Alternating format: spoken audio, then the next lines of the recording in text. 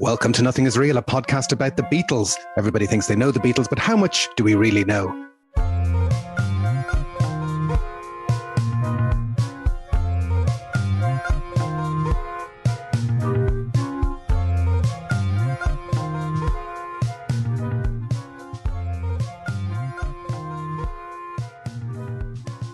My name's Jason Carty.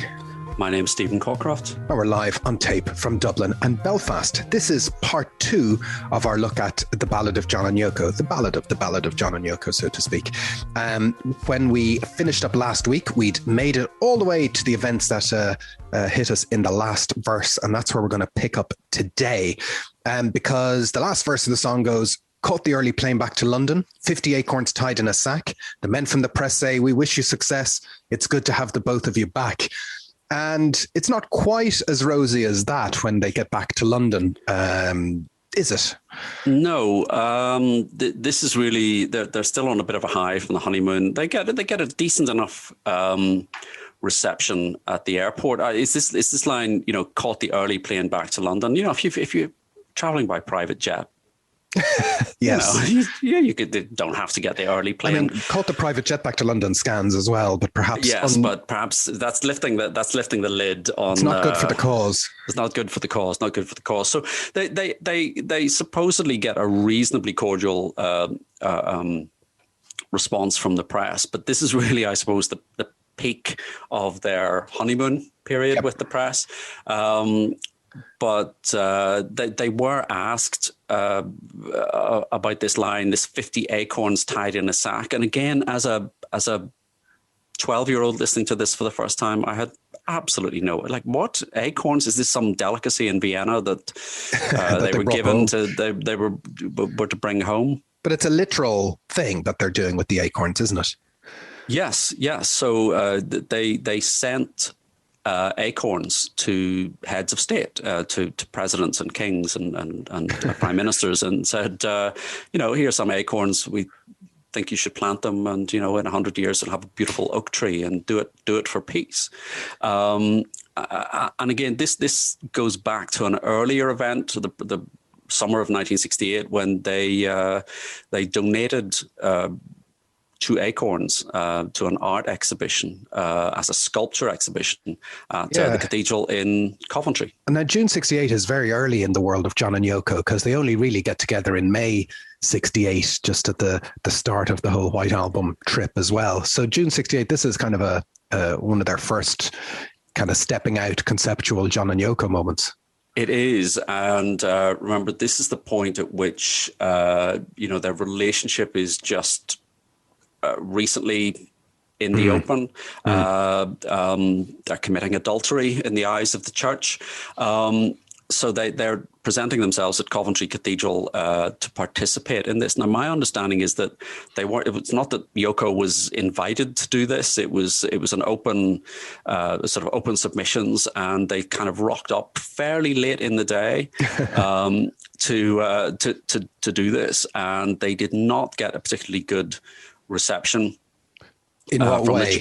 From the church authorities, again, because they were having a relationship outside marriage. There was this sort of sense of moral outrage at the time from the Church of England, and there was a lot of sort of discussion going on about whether the acorns could be planted in consecrated ground because of their marital status or lack of marital status. So again, it sort of plays into the contemporary sort of moral values of the time.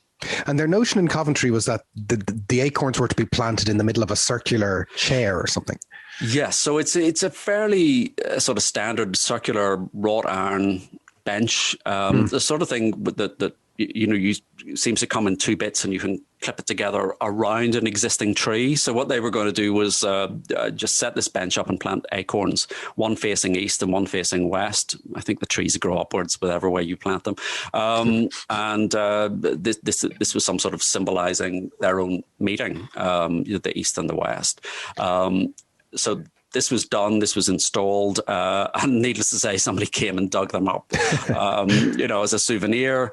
Then the church decided they wanted the bench moved to a different location, say outside the strict sort of consecrated area of the church. And John then kind of throws his head up and sends the Rolls Royce down to pick up the bench and bring it home. And there are, I am taking my bench. I'm taking my bench, and I'm taking it home.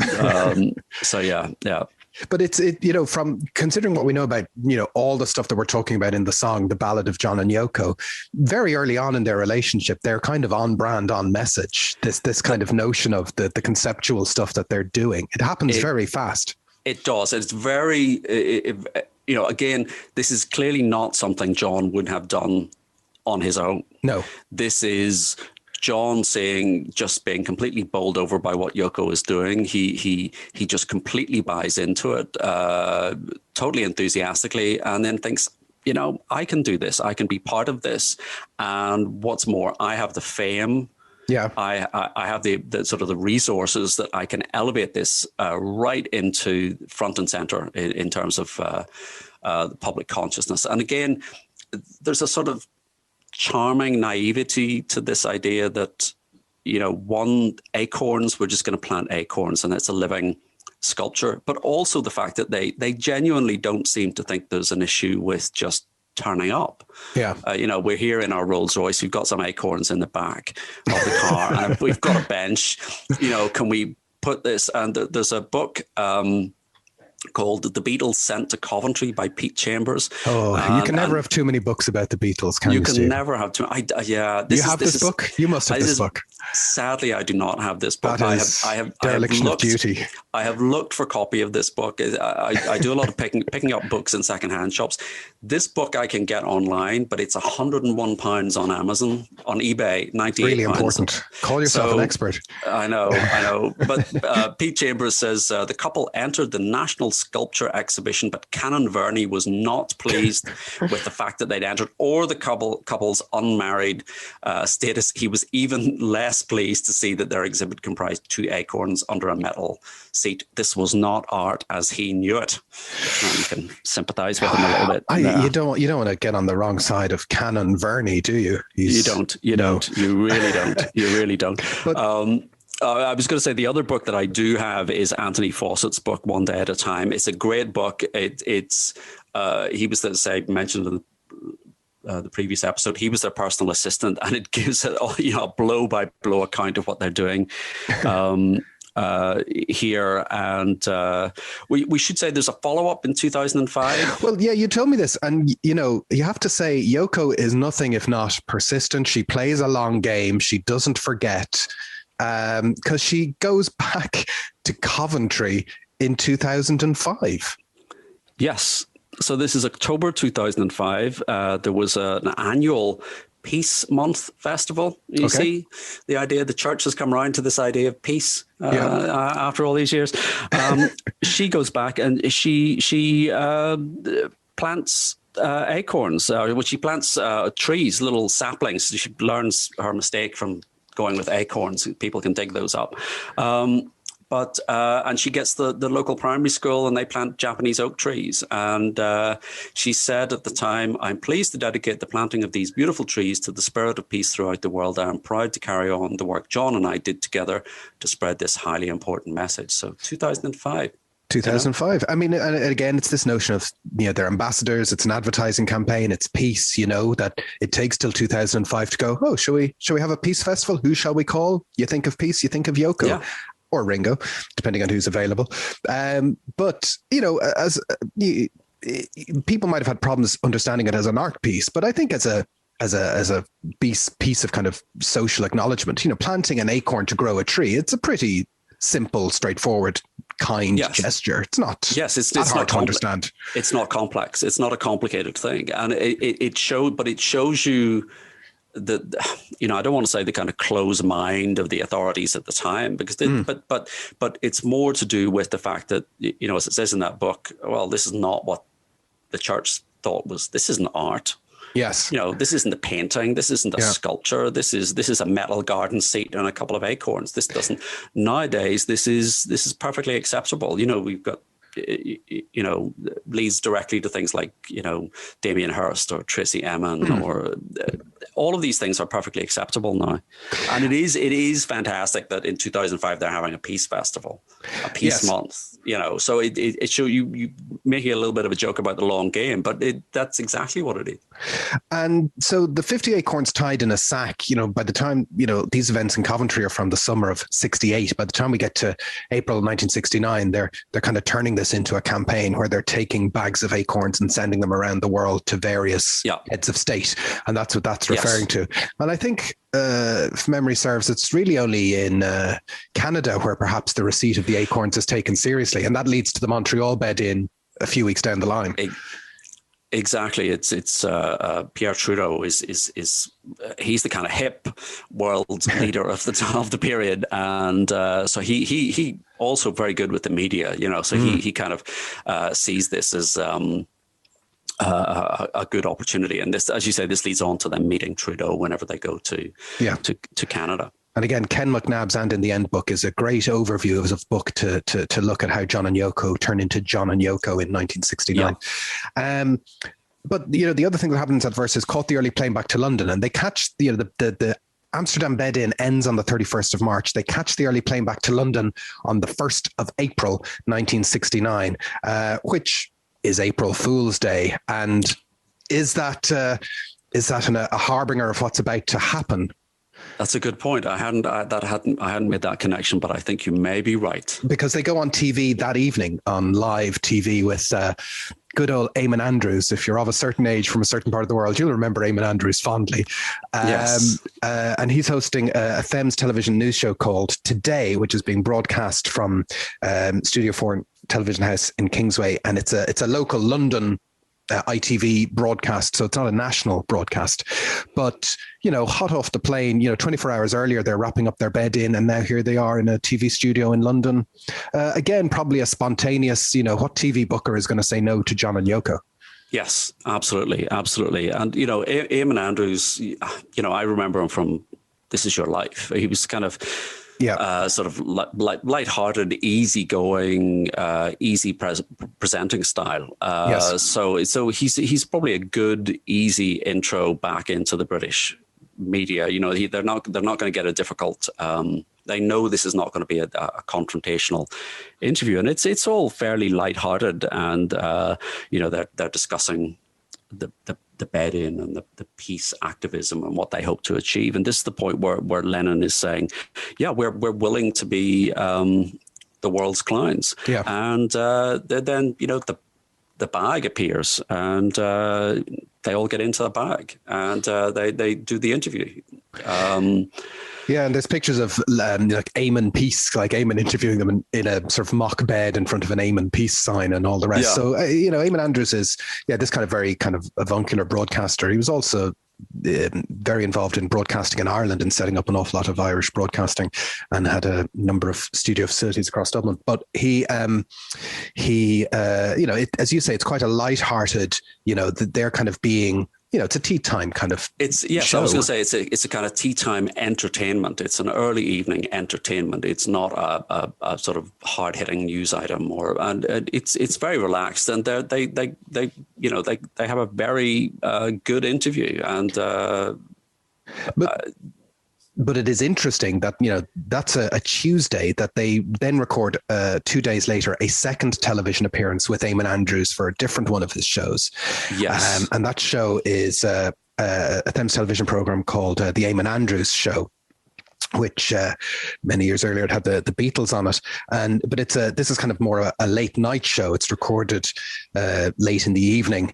And this is a different type of, like, if it's only 48 hours later, same host, but it's a different vibe. It's a completely different vibe. So as you say, this is late night. There's an audience. There are other guests. So you've got Jack Benny, Yehudi Menuhin, Rolf Harris is there. You know, so there's an audience within an audience, and you've got other guests there commenting, and it's a much more, I don't want to say confrontational, but it's an interview. It's an actual interview rather than just a piece of entertainment.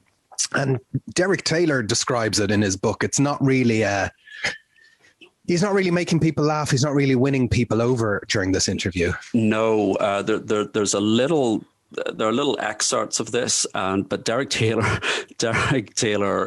in As Time Goes By, has a very good description, and I suppose this is the point at which you think the shine wears off. This is the honeymoon is over at this point with the press, and Derek just says, the audience were not as sympathetic. They were saying, "What the hell did John and Yoko think they were doing in bed? Why the hell should any normal person put up with it? When would it stop? Where would it lead us? How would it bring world peace?"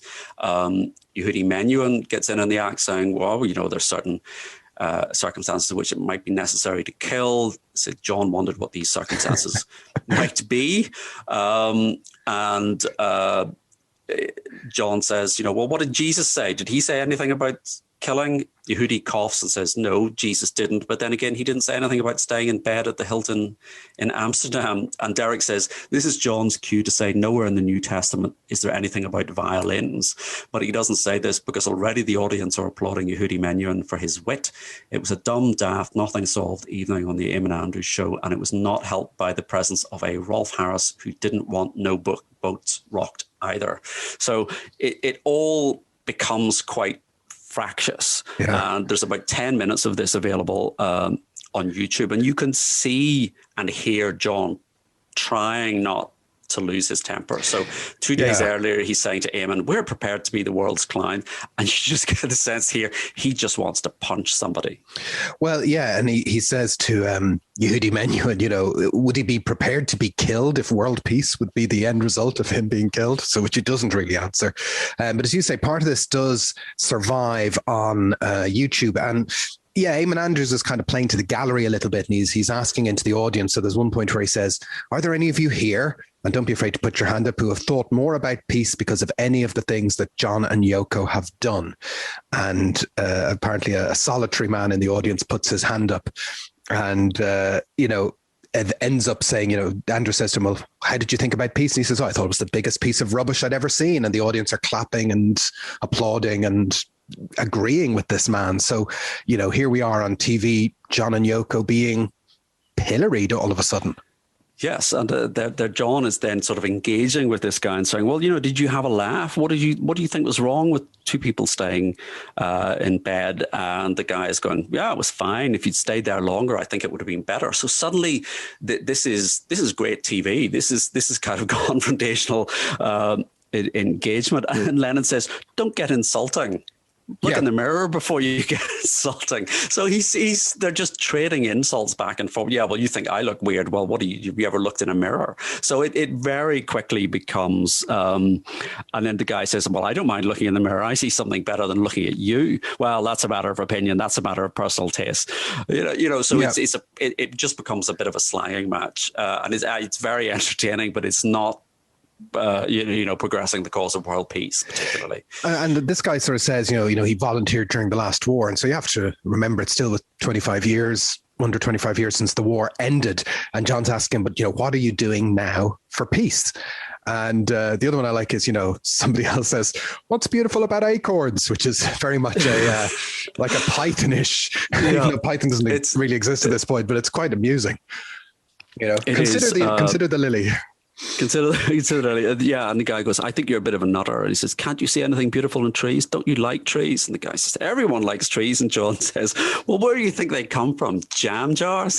It's just, the sarcasm is just, it's very funny. You should find it and watch the 10 minutes that are still there. But this is the point at which the kind of goodwill, the good vibes start to dissipate, and they become a sort of focus for the world's press in an entirely different way. They become a joke, and the butt of jokes at this point. And you see this then later throughout the bed-in Montreal and just the general press.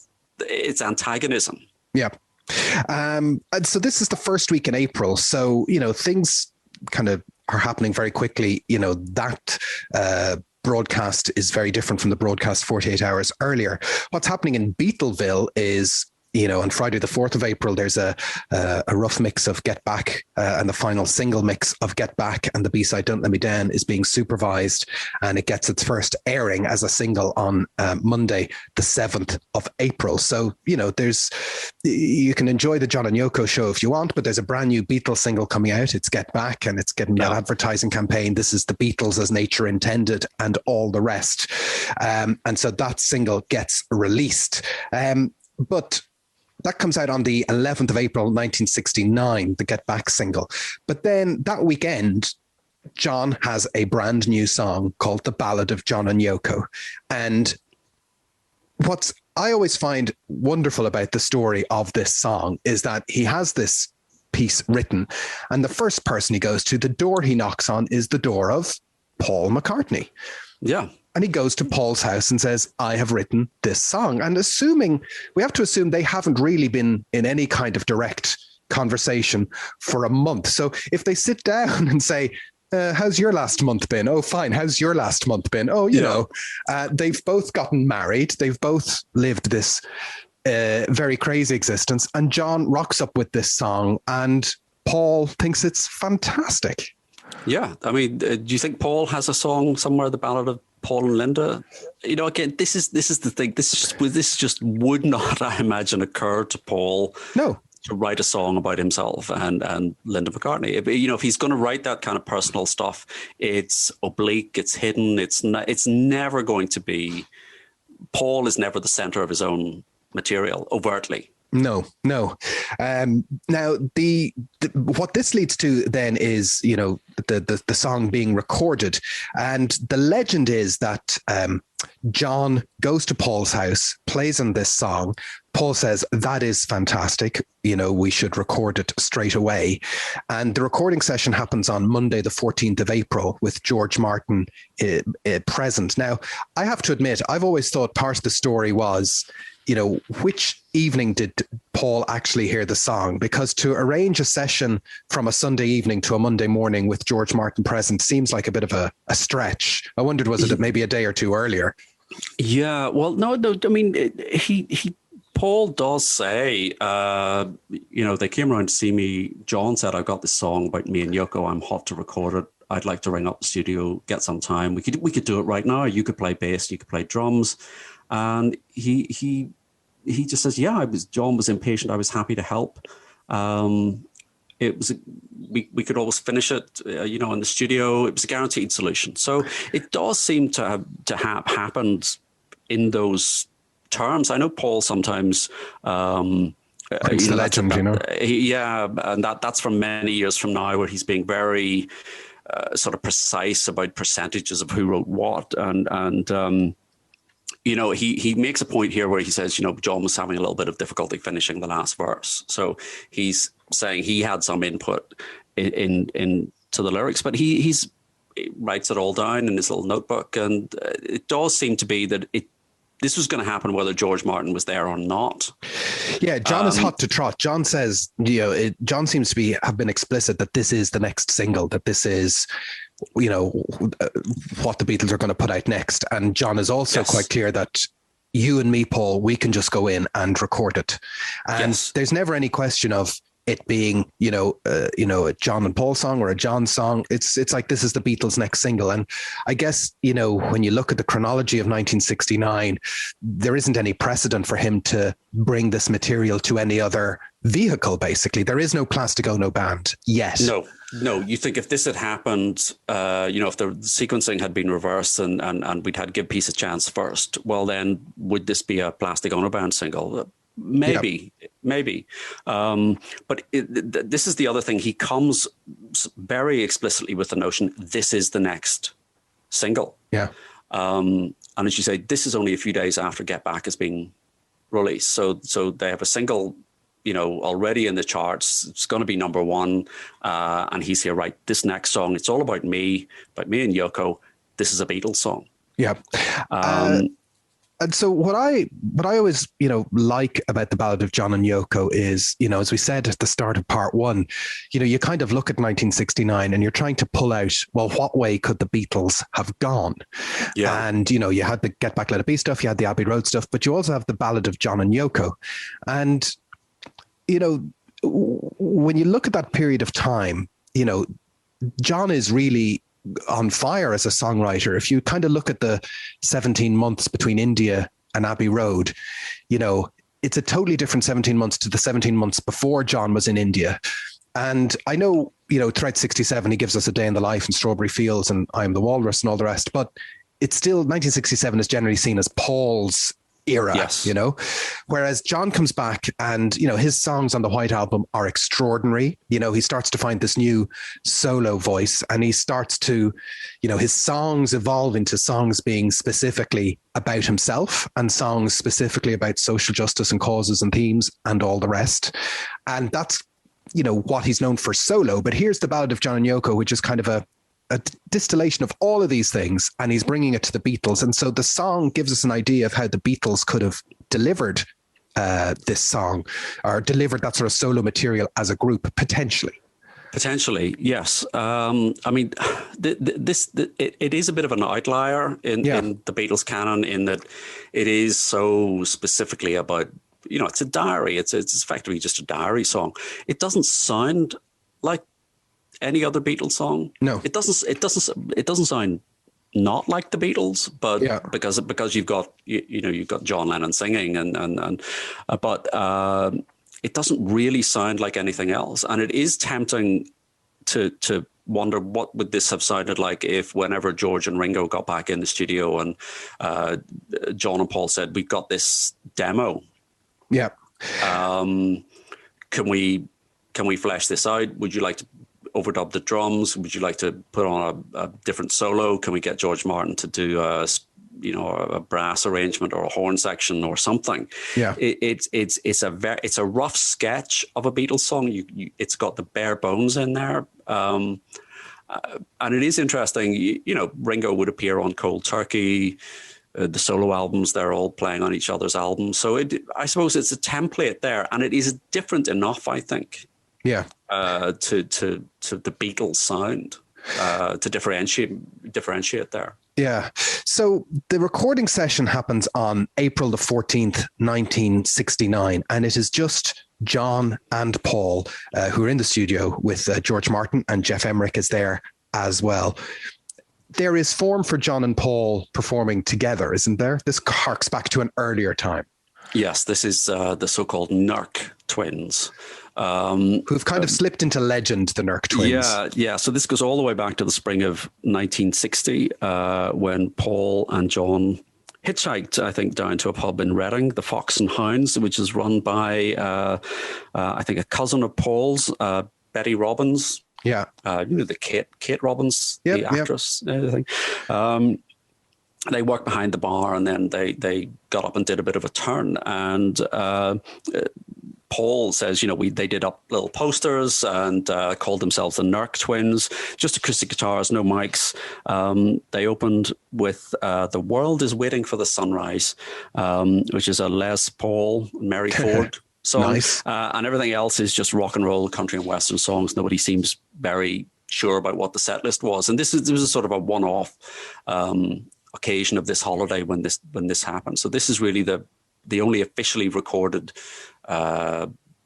product from the Nerk Twins. Yes, so the Ballad of John and Yoko is a Nerk Twins single, so to speak. But the Nerk Twins is something that has gone down in legend, and you have to think just how close these two guys were, and how McCartney in his solo career. You could argue that his collaborators have fared very differently across the solo years, but he always took John seriously. I don't think he ever particularly undermined any specific John song. He always tried to bring his A game and improve it. So when John brings along the Ballad of John and Yoko, he's happy to make it good. Yeah, he's there. No, you're right. I mean, I think at this stage they're equals. I suppose the big dynamic in the Beatles is everyone wants to be on an equal footing with John. John is the leader. John is the acknowledged leader at the beginning. He brings in Paul, who brings in George, who brings in Ringo, but they're all vying for John's attention and to get that kind of validation. And at this point, you know, Paul and John are clearly still able to tap into that relationship. And you're absolutely right. I mean, I think a lot of Paul's solo career, it has been him looking for a foil, that someone that he can work with, that he respects in a way that he respected John Lennon. The difficulty is, by the time he's got to his solo career, he's Paul McCartney. He is, and this is the problem. You know, no one is going to exercise that challenge function in the way that John did, and deep down, he will not have the same respect for anybody else. And, but also, it's very hard to bring along, like Paul McCartney is well able to do a song on his own. So it's very hard to be good enough to bring a song along that's going to get his attention. And Lennon was always good enough to bring a song along to get his attention. Yes. I mean, Paul was canny enough to know that even if it was only a sketch or a fragment, and it was clearly much more than that in this case, but if it was only a sketch or a fragment, there was going to be something in there that he could help John bring out. So EMI Studio 3 is booked to cover 2:30 to 10 p.m. on that day, April the 14th. George Martin was available, as were John Kurlander and Jeff Emerick as engineers. And Jeff Emerick, this was his first session since he quit during the White Album. Yeah. And he kind of gets a last minute phone call from Peter Brown again to try and get him down to Abbey Road and do the session. Isn't that what he recounts in his book? That's it. My favorite book. And you. It's not that you get a sense. Emerick is very clear that he was not particularly enthusiastic about this, and he said, you know, he asked Peter Brown rather tentatively, "Is John okay these days?" Yeah. And he was going, "Yeah." Peter assured me he's fine. He's in really good spirits. He's really up about this song, and he specifically asked me if I could get you to engineer it. How could I possibly say no to that? I don't know that's true. I'm going to be skeptical about that, but anyway, it's kind of like we've got the old gang back in the control room. Yeah, and they work quickly. So there's a rhythm track with John on acoustic guitar, track 2, Paul on drums, track 3, John on lead vocals. So Paul's playing the drums, John's playing guitar. They're doing it live. They're tracking it live, and we hear a little bit of slap echo on it. And there is for a famous session, it has never really been bootlegged. We never really got to hear an alternate take until the Abbey Road box came out, and we get an alternate version on there, which is kind of taken at a bit of a slower pace. It's a little bit. You can certainly tell they're not totally familiar with it on the Abbey Road box set take. I was disappointed with that because I was thinking I would really, when I heard that the song was going to be on the Abbey Road box, I thought, well, this is great. We maybe get 2 or 3 sort of versions, so you can hear them sort of building up and layering. So the first take is just going to be guitar and drums, and we maybe get some of the breakdowns. We see, and I appreciate they're holding stuff back for the 60th anniversary and the 75th anniversary and the 100th anniversary, but it's very frustrating that they just give you a little bit, not quite enough of an insight. But this is a session that you think you could very easily listen to the entire thing. It would be fascinating, just because of the interaction between the two of them. Because we know the business tensions in the background. There's the Eastman Klein thing going on. But the legend is that they worked fantastically well together. It was a great session. It was very free, very easy. And I'd like to hear that. Well, the famous bit, it's recounted in Mark Lewison's Complete Abbey Road Sessions, is when, John says to Paul, go a bit faster, Ringo. And Paul says, "Okay, George." We got to hear that in the Abbey Road box set. So they're hamming it up a little bit. It's hard when I actually finally heard that after 30 years about reading about it, you kind of wonder, is it as friendly as it might turn out? It's you could read the room either way. I think this is the fascinating thing that you can, Mark Lewison is quite clear that this is good natured, that they work very well together. It just seemed a little bit stilted. Yeah. That exchange, and maybe there's just a beat before Paul responds. And you think, is he kind of just it mentally weighing up? Is he being sarcastic? Is he not being sarcastic? Should I respond? Should I not respond? What should I do? And all of that is kind of flickering through his mind before he makes the response. And there are people who have heard the sessions that say, no, it is a little bit stilted. And perhaps it's just because you and I have seen this written down, as you say, for 30 years, that exchange. And then when you hear it, it doesn't quite live up to your expectation. So there are, they do a number of takes of that basic rhythm track, which breaks down a number of times, breaks down 5 times because Paul tries to put in that 3 snare hits before Made a Lightning Trip to Vienna, which is a mistake Ringo wouldn't have made, Ringo wouldn't have broken down there. We've looked at the verses chronologically outlining their travels. We haven't really spoken about the middle 8 of the song, which is a very tight 8 bars and which is just as important to the song as everything else because it takes a step out of the reportage where he goes, saving up your money for a rainy day, giving all your clothes to charity. Last night the wife said, pure boy, when you're dead, you don't take nothing with you but your soul. Yeah. Think. I didn't know it was think for a number of years, but what it does is it certainly adds a very human dimension to this litany of what we did on our honeymoon song. It is. It's a sort of personal reflection. So it's just everything else is just straight reportage. We did this and we were here and we ate this cake in a bag and we brought some acorns home, and then suddenly it's like a little moment of calm in that sort of whirlwind. So it does take you right back. You imagine they're just sitting in their in their living room reflecting before then they get up the next day and do it all again and head back out into the media storm. It's a very effective little moment of calm in the middle of the song. And it is funny when he says, last night the wife said, at the start of the song, she wasn't your wife. That's how concentrated these events are. And again, that's such a kind of British, the wife. Yeah. It's such a kind of a British cliche, particularly from that period. So they do a number of takes and it's, some of them break down, some of them don't. They try different keys, but eventually it's take 10, which is the one that they like. You also hear on the Abbey Road box set Lennon saying, "Yay, we'll have it after one of the takes." He's in quite high spirits. And then onto that take 10, they overdub Paul's bass, John's electric guitar, which he doubles. Paul plays the piano, which comes in the middle.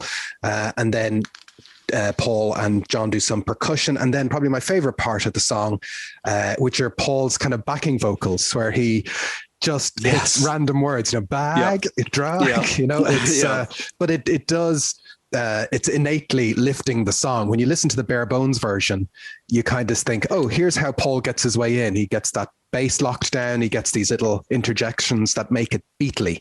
That's exactly, it's those little interjections that make that sprinkle the Beatle fairy dust on it. Without those, it's pretty flat. And it's odd. It's a weird. It's not. Does he really say? It's not really a harmony. It's a kind of odd yelp that he gives, and it's incredibly effective. Incredibly effective.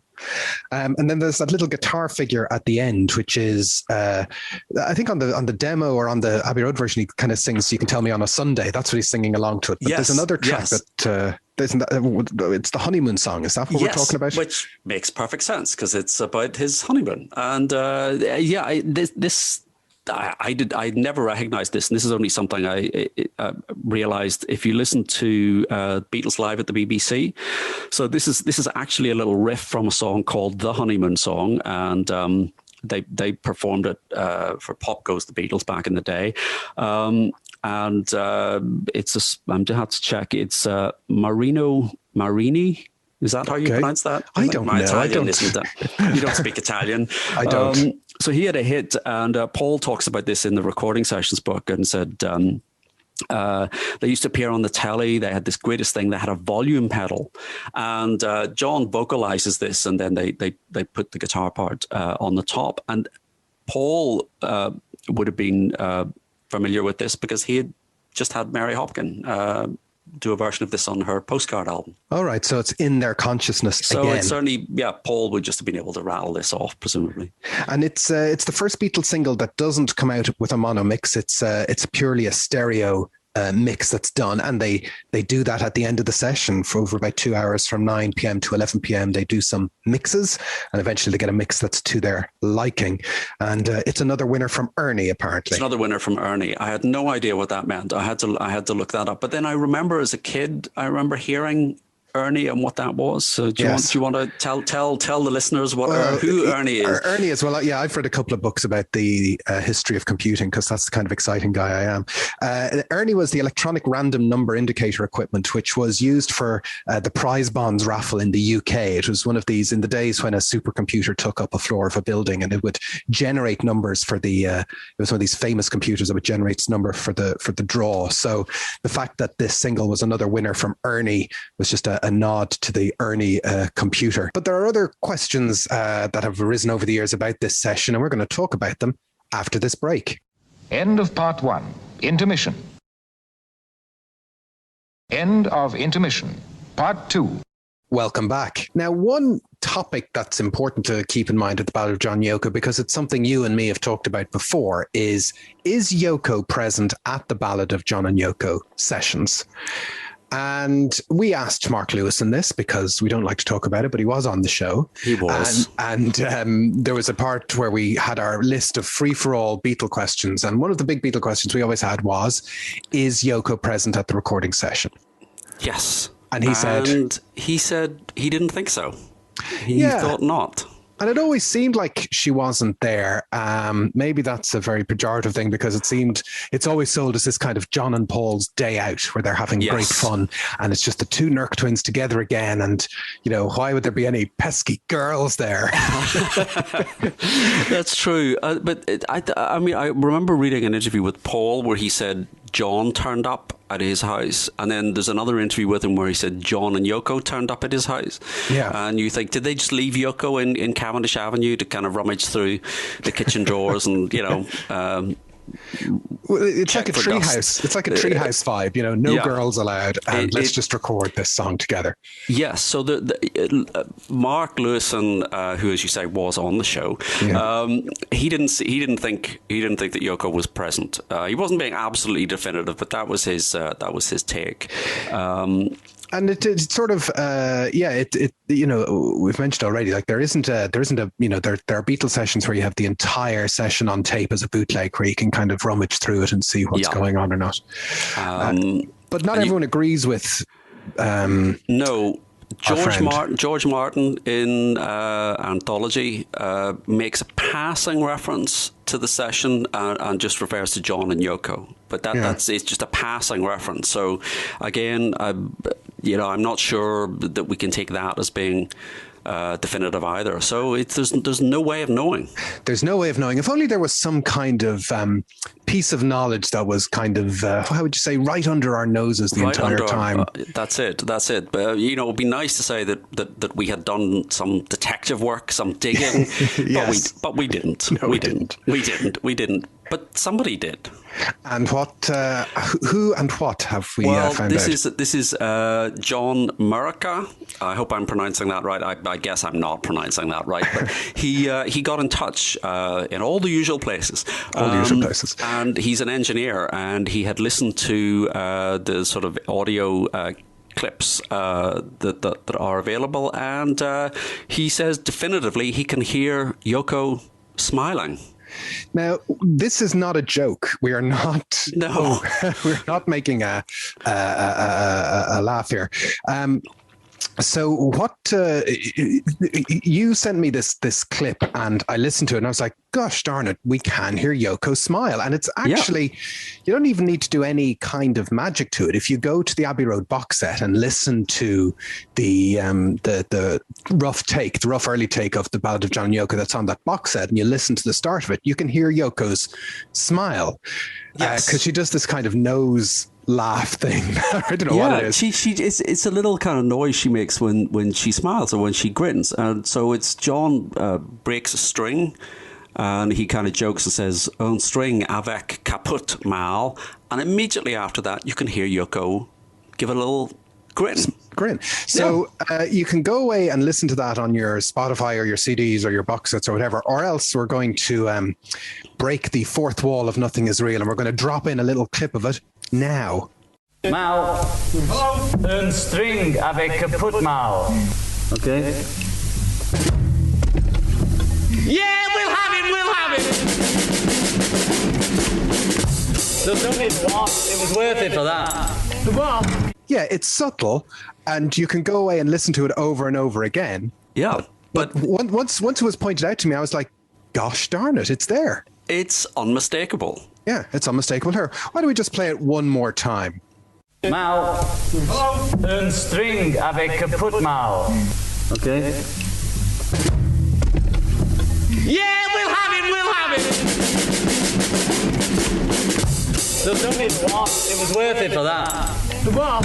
So there you go. You heard it here first, second, third, fourth. But I think, yeah, Yoko was there. You can just hear her there. Yeah. How did we miss that? Because our perceptions and are prejudiced in terms of us maybe not. We just assumed she wasn't there. We just wanted it to be a boys' day out. Yeah, we did want it to be a boys' day out. John, you've ruined the dream. Well, he's it's a great piece of work, and thank you for drawing our attention to it. Now, is anybody brave enough to nudge Mr. Lewison and break the news? I don't know. No, not me. No, not me. But yeah, so Yoko appears to have been there. And as we said a few minutes ago, the session ends with mixes done that night, and it's stereo mixing that they're doing. And it's unusual because for a solo day recording, sometimes the mixes might be left a day or two down the line, but actually they get it all done and dusted straight away. Yes, it's literally from start to finish, from the basic idea all the way through to the finished product in one day. And so, wherever there's an A side, you need to do a B side, and it's 2 days later when they get together to record Old Brown Shoe, and we've talked about that at length elsewhere. The debate still rages on about whether it's the Fab 3 or the Fab 4 that are rounded up to record Old Brown Shoe. But there's definitely, George is given a nod to say, the politics would make you think that he's given this nod as in to say, well, look, myself and Paul have done this on our own. Do you want the B-side? Yeah, I think so. I think it reads that way, definitely. The main story, though, is obviously the A-side. And one of the fun parts about the Ballad of John and Yoko, fun in giant inverted commas, is the fact that it comes out in a picture sleeve, particularly in the US, and a picture sleeve needs a picture. And the Beatles haven't, there's two big 1969 photo sessions that the Beatles do. But the cover for the Ballad of John and Yoko is more of a casual affair. And if people haven't seen the photo, it's a picture of the Beatles with Yoko. It's taken where? It's in isn't it Paul's house in Paul's garden? So and the thing I love about this photograph is that the three Beatles are in the background, John and Yoko are in the foreground, and on either side are two little statues. So there's a lineup of four people across the front, but two of whom are statues, and the other three Beatles are relegated to the back line. Yes. And so if you're going to have a photograph taken to promote a single about John Lennon and his wife, who do you get to take the photograph? You get Linda McCartney to take the cover photograph. So yeah, it's so dense with symbolism if you want to look for symbolism, but Paul's like, oh yeah, we'll do the Ballad of John and Yoko. My missus could take the photograph, and we could do it in my garden. And it's still, on one side, it's still very sweet that there's such a cottage industry kind of vibe about the whole thing, that they're all doing it themselves. It's about one wife, and the graphic representation of the song is by the other wife. And there are a couple of pictures that have emerged from that day of the Beatles and Yoko. So their previous single has been the Beatles and Billy Preston, and now it's the Beatles and Yoko on the cover of this picture. On the cover of the sleeve. It's a phenomenal picture. It's a fantastic picture, I have to say. It is a great picture. The angle as well is everything about it. And there are a couple of other photographs of that session. Yes. Which we think Mal took some photos maybe as well. Maybe Mal Evans was there snapping some photographs as well, just sort of from either side when Linda's taking the main photograph. But it's a great shot. Yeah.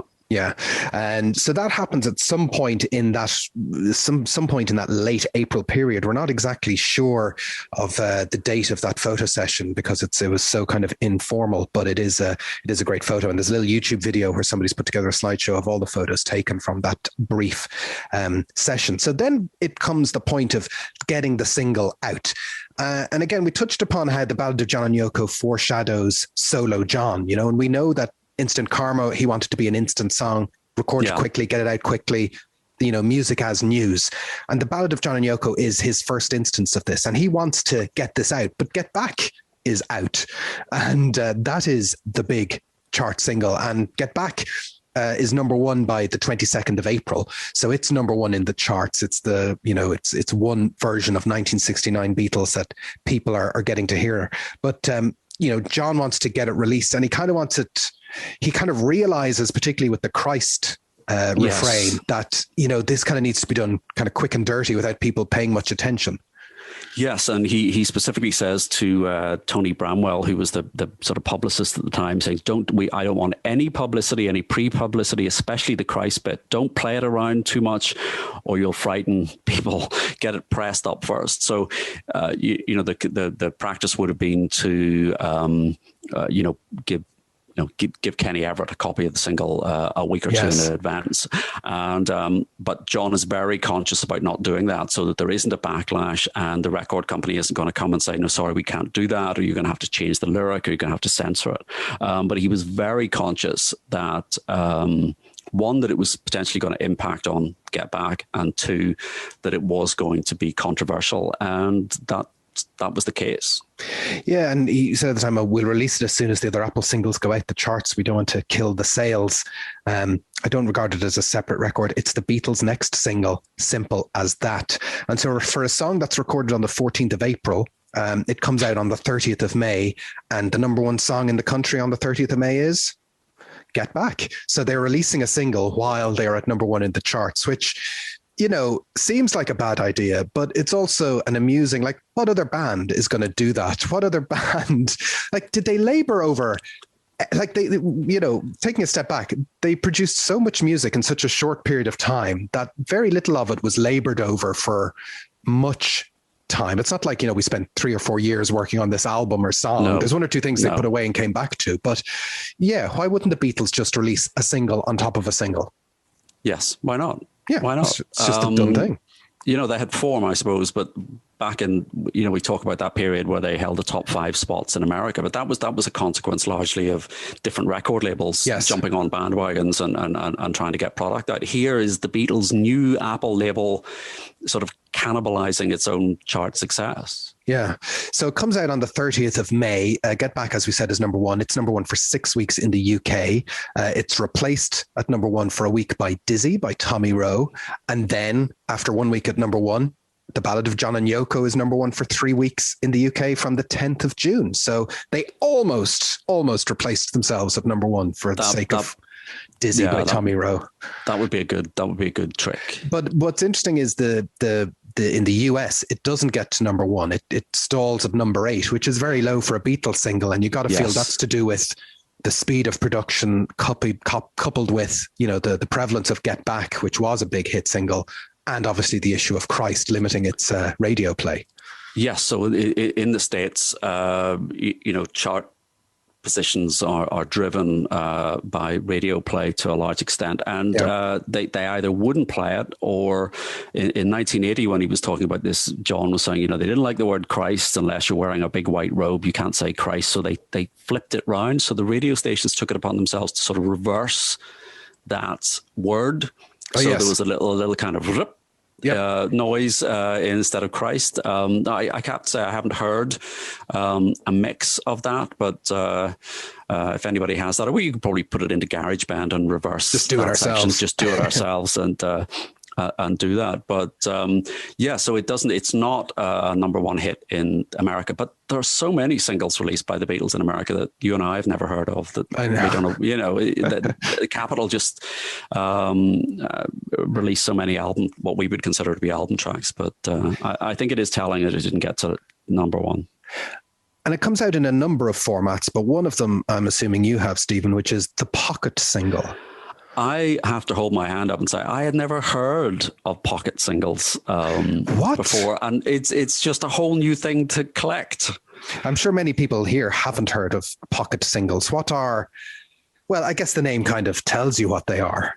Yeah, it's a single you can put in your pocket, because why would you not want to have a record you could put in your pocket? So apparently this is a 4-inch sort of flexi disc. It was manufactured by Americom Corporation in New York, and you could buy them in store counter displays for 50 cents. So it was like a vending machine single, and they were marketed as being just as good as sound quality as vinyl. I mean, you old enough to remember flexi discs that came with magazines? Oh yeah, indeed I am. I mean, there's a fantastic YouTube channel called Techmoan that I follow, and he recently did a piece on pocket singles, and it was kind of a way of singles that were a couple of weeks or months old that you could sell them at a lower price, and people would kind of collect them. So it was kind of part single, part almost like a baseball card, and you'd swap them and you'd trade them, and they could play on a regular record player, but they'd want you to buy a real pocket single device. And so it's almost, they were trying to create, as the singles are to albums, something that was smaller than a single to the single, and a way of prolonging the life of songs. But people, I think at that stage, weren't really very good at repackaging pop music or license. These singles had to come out on a license, so it was all so laborious that it just didn't take off. But it's a curious little technological footnote. This is a whole collecting rabbit hole I'd never heard of. Yeah. So check back in 12 months' time, see how many I have. Off to eBay with you. Yeah. So the Ballad of John and Yoko, the other pertinent thing is it is their last UK number one.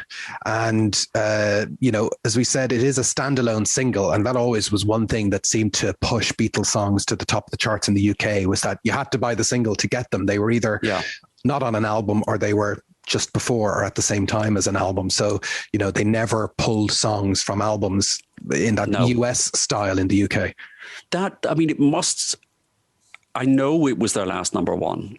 I've always known that. It's always in the back of my head, because you kind of, the last couple of singles didn't get to number one, but it's never kind of struck me, the fact that the song about John and Yoko was the song that halted their run at number one. The kind of significance of that. Maybe I'm just reading too much into that, but you kind of think, well, there's something that kind of feeds into that whole false narrative about Yoko breaking up the Beatles, that, the last song that ever got to number one was the Ballad of John and Yoko. And after that, they weren't the same. From my perspective, this might come as a shock, but in the pre-internet years when I was a kid, I used to love the Guinness Book of British Hit Singles, which would have loads of lists of songs and facts and figures. And so it would list, the Beatles number one. And so the first time I ever heard of the Ballad of John and Yoko was on that list. And it seemed amusing to me that they had a song called The Ballad of John and Yoko. I wondered, what does that possibly sound like? It sounds like, is it a country song? Almost like a Rocky Raccoon type vibe. Yeah. So I had read about this song, like, that's their last number one. It must have been really good if it was must have been brilliant. The ultimate number one, literally the ultimate number one. And I don't recall hearing the song until I went to see the Imagine John Lennon film in '88, where it's used very effectively to plot out the story of what they did in 1969, and it subsequently turns up on the soundtrack to that Lennon documentary. You're so young. so young. But it's all relative. It's relative. But it is very quaint that, you kind of had to, the effort you had to go into if you wanted to find out what a song sounded like. Well, even in the sort of the mono box and the stereo box. And so this is a song that doesn't appear in the mono box. So if you bought the mono master, the CD, and you get, the past masters, the mono masters, it's not there. It's not on any album. So it just doesn't appear in that box at all, because there was no mono mix. So if you want to get it now, you have to go looking for it. Where does it turn up? It doesn't. It turns up first of all on the Hey Jude compilation, doesn't it? Yes. So again, we touched on this album before. This was a US only release, and this was one of Klein's sort of first moves, which was to get some cash. So he rounded up in America all of the songs that hadn't appeared on Capitol LPs up to that point. So you kind of got I Should Have Known Better and next to Ballad of John and Yoko. And but that's where that gets to number 2. So if you were in America, then you can get a copy of that there. For the rest of us, it doesn't appear until the Blue album, the 67 to 70 album in 1973. That's the first appearance, I think. Then it turns up on the Past Masters Volume 2 CD in 1988. And then, as I say, it's combined. Those Past Masters are combined, and a split takes place between mono and stereo. So you can get it on the stereo box, or now it's on the remastered version on the One album. Well, that is what I love about the Ballad of John and Yoko, is because it was a single and because it was number 1, it sort of gets to live in this exalted company where it gets to be on the Beatles one and it gets to be on the Blue album. But to me, it still feels like a secret Beatles song in a way. It doesn't feel familiar in the way that a Hey Jude feels familiar, or, you know, an Eleanor Rigby feels familiar. It still feels like an outlier, a very unique moment. It's a song that I love dearly. I think it's fascinating for those reasons, because no matter what way you cut it, it's still a Beatles song. You can't deny it, and it's a Beatles number 1. But I think it's probably the Beatles song that most people know the least, or that the general public would know the least well.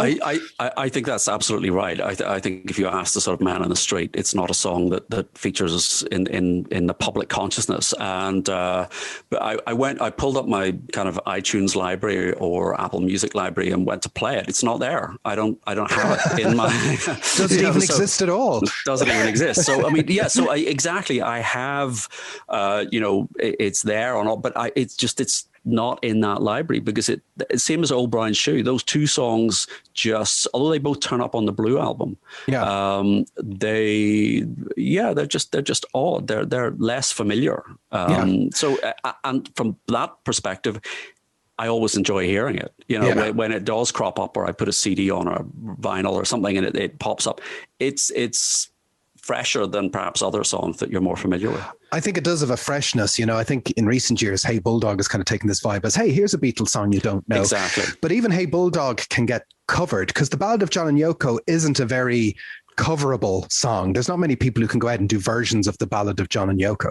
No, I mean, it's such a personal song. I think the only one that I could think of, there's a version by Teenage Fan Club. Yeah, was it for that NME compilation? Was it of number ones? I think that's where that came from. Think so. Yes, I think that's right. Yeah. But there's also, as well as it appearing on the One album, there's also it did get its own promo film as well. Yes, and that's fascinating as well, because again, it's very well put together for the time, and given it's made up of stock footage, and whenever you say Peter Brown called to say, well, you have an actual clip of Peter Brown on the phone, it's very literal. And they get round to Christ, at A&E's by putting a big exclamation mark pops up on, so they draw attention to the fact that there's something going on there. Yeah, it's and considering it's a contemporaneous clip from the summer of '69, Bryan Adams, to promote the single. What's good about it is showing us, the footage of John and Yoko is very much what they'd be putting out a year or two later in their solo career. But here it is as a Beatles video, it's John and Yoko doing their thing. And, it ties back into this notion of, John's songwriting is evolving into this solo writing, this music about, where he himself is the key actor in the songs. And you're supposed to find that interesting. You're supposed to be involved in that. Yes, it's the artist is the art, and in the context, I think you mentioned in the context of Plastic Ono Band, if you weren't aware of John Lennon as an individual, if you weren't invested in his story, do you approach that album in the same way? This is maybe the same thing, but it's a Beatles song. So you're interested in it because it's the Beatles. And in the promo film, they kind of slyly intercut footage of the Beatles sitting around in Twickenham. But this may be the first appearance of that Twickenham footage. To create the sense that it's a Beatles recording, and it certainly wouldn't have been known at the time that George and Ringo were not present. But you're right, it does. It's John moving into that very solipsistic style of writing, and you do have to. It had never occurred to me before you were kind of putting it up as a possibility. Is this could be a solo song. What if they put this out as the Nerk Twins? Yeah. Yeah, if they could have done that. They could just have said, well, this isn't a Beatles recording. It's clearly not a John and Yoko recording. It's Paul and John, and put it out under some other moniker. And it's John, has a long tradition in the Beatles of writing songs in the first person, so you think of I'm only sleeping, I'm a loser, let me take you down, I read the news today, oh boy. He's using these first person songs, but he's writing in kind of a pop general sense. So, you can plug yourself into these songs, but we know in retrospect that these are, even something like There's a Place, he's talking about very specific personal stuff, but it's within this kind of pop idiom. And what happens in this kind of post-India songwriting period is it's explicitly about him, and it's less open to interpretation, to the listener. And it's hard to know whether, you have to be totally invested in that to get the most out of it. It's a tricky question to answer. It is. I mean, one of the things that you think of John Lennon and the Beatles, and, Paul, they can take something and create there's a universality to what they do, and that's why people like these songs. And a song like There's a Place, that's a good example. Well, everybody can identify with those feelings. John then goes through that psychedelic period where he's kind of mixing things up. And the other thing that this does is the lyric. His approach to lyric writing changes significantly here. So you've got, things like Happiness is a Warm Gun on the White Album, but you've also got I'm So Tired, which is quite a kind of specific, literal, I can't sleep. Should I have a cigarette? Should I have this? Ballad of John and Yoko takes that to an extreme, and that follows on into Plastic Ono Band, into Imagine, and probably reaches its peak in sometime in New York City, which is fascinating as an historical artifact. But it's not an album that perhaps stands up artistically as a piece now. Taken out of that context, Ballad of John and Yoko, maybe that's the same thing. We're invested in it. We love it because we like the Beatles. It's a fascinating story because it's about the Beatles, because it's about John and Yoko. But, if I sat and played this to somebody that had never heard of the Beatles, or had heard of the Beatles but hadn't heard of the John and Yoko story, I don't know. I think that's the precedent, though, because the Ballad of John and Yoko gives us a precedent for this type of writing coming out with a Beatles label or a Beatles style. So, you can play the parlor game of, well, could the Beatles have played on the Plastic Ono Band? What would that have meant? Because things happen very quickly. The next Diary song is a few weeks later. It's Give Peace a Chance, which he's writing in the bed in, and that does come out under a Plastic Ono Band label. So, it's really only a month or two that separates the Ballad of John and Yoko from Give Peace a Chance. And I think the Ballad of John and Yoko is really deft because it is so clearly about them, but it has enough Beatles sugar that, it can play in the background. It does have melodicism. It does have a pop savvy to it that you kind of think, actually, there was a third way indicated in 1969 for all of this to happen. And whether that would have been a John Lennon record backed by the Beatles, a Paul McCartney record backed by the Beatles, such like the King Crimson projects, maybe, where it all comes back to King Crimson. I see what you've done there. You're getting people ready for the King Crimson crossover episode. Podcast, yes. But that's why I think the Ballad of John and Yoko is so special, such an outlier, such a curiosity, and so great.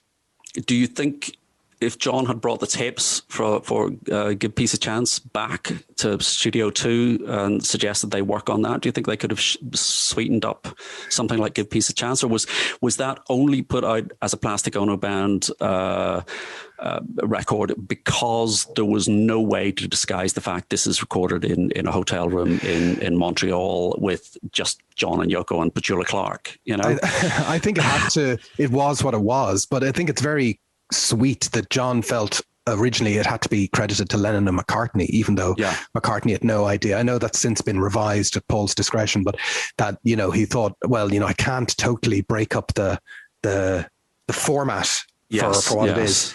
But, is this as, why aren't we as shocked by the Ballad of John and Yoko? Maybe shocked isn't the word, but it's as striking as Paul standing forward to do yesterday in a way, that the Ballad of John and Yoko is, very much, Paul, John standing forward the way Paul stood forward for yesterday.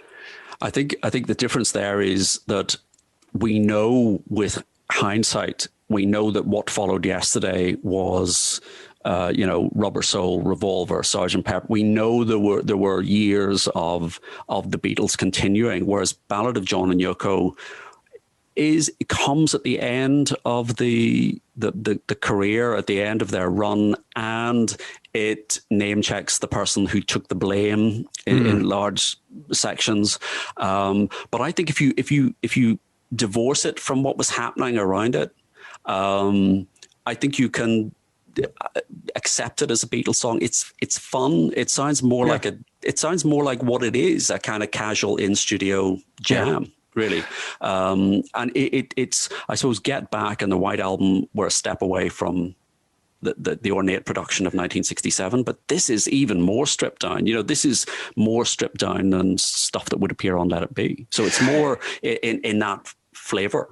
Yes. And when the Beatles step away from the live arena, I think most of 67, it's the studio, and you're like, oh, what can they do in the studio? By the time we get to 68, 69, it's really dependent on the songs. They're literally just knocking out one song after another, and the songs are kind of standing on their own. It's not just a Get Back conceit. It's just the notion of, they're not trying to psychedelize everything, if that's the verb. Yeah. So, the Ballad of John and Yoko, I think, it's a very friendly way to introduce Yoko into the Beatles. I think people, if they're looking at the back of, their one compilation, you don't really notice Yoko's name there, even though she tends to cause severe allergies in some types of people still to this day.